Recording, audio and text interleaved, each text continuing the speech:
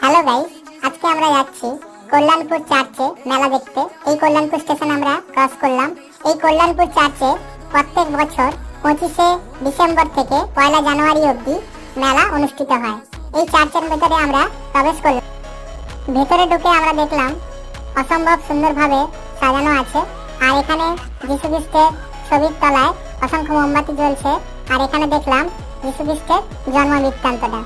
তারপর আমরা চার্চের ভিতরে ঘুরে ঘুরে দেখলাম চার্চটা খুব ভালো মতনই সাজানো হয়েছে।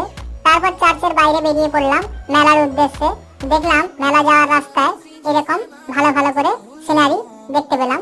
তারপর আমরা চলে এলাম ডাইরেক্ট মেলায়। মেলায় দেখতে পেলাম ছোট ছোট বাচ্চা ছেলে মেয়েদের প্রোগ্রাম চলছে স্টেজের উপরে।